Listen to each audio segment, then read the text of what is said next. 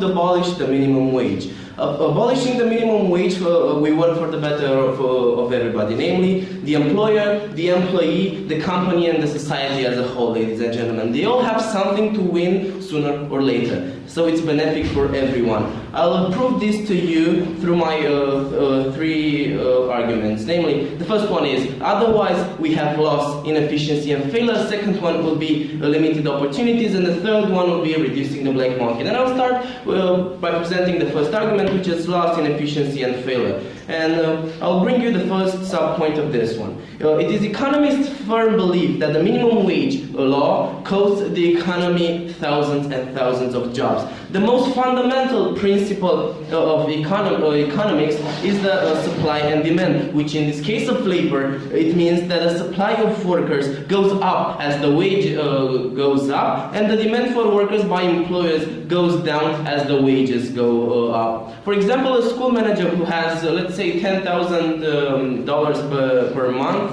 in his monthly budget to hire cleaning and maintenance personnel, if the wage is set at $7 per hour, the manager may only be able to hire 10 person instead of 15. Setting a wage limit, ladies and gentlemen, disrupts market forces and of supply and demand. If we wouldn't have the minimum wage, it wouldn't mean that the companies will pay whatever they want, because nobody will work, let's say, for 25 cents as a dishwasher.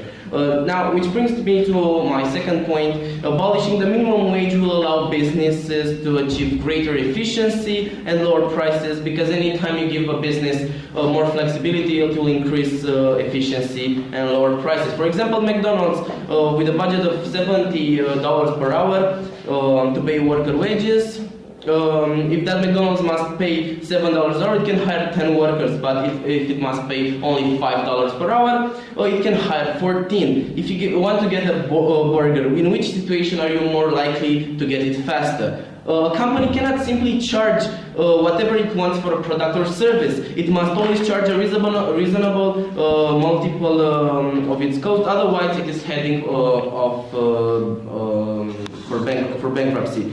And now the third point, the minimum wage can drive small companies out of business, because every time the minimum wage goes up, the bad impact over the products and then over the customers, it's unavoidable, ladies and gentlemen, because once you raise the wage, you have to hire the prices also, and all the customers will rather go to a bigger retailer than shopping from a local store, because they won't feel like it's worth, so they'll go for the bigger one. Now going to the second argument of my substantive, the limited opportunities, because, ladies and gentlemen, you see teenagers, students in training, college students, interns, and part-time workers, they all have their options and opportunities limited by this minimum wage, because over 95% of minimum wage jobs are taken by the groups named above. These jobs are typically position requiring title or no training at all, so they can be filled by anyone. Many students, part-timers, and other young workers are willing to take much less than the minimum wage, especially if it is for fun or it's an educational job. Because we all know that having a part-time job, we all know that having a part-time job when you're having a part-time job, teaches you the basic values such as discipline, hard work, and responsibility, and it teaches young workers how to handle money and deal with other people. In fact, earning low wages provides extra motivation to go to college or acquire more advanced job skills. Which brings me to my third point of the substantive, reducing the black market.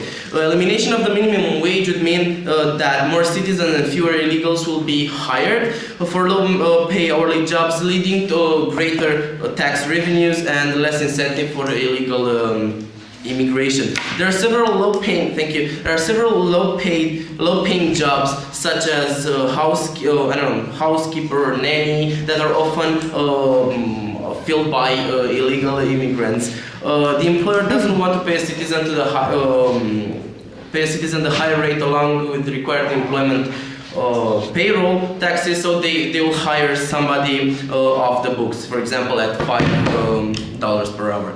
For all these reasons, I beg you to abolish the minimum wage. Thank you.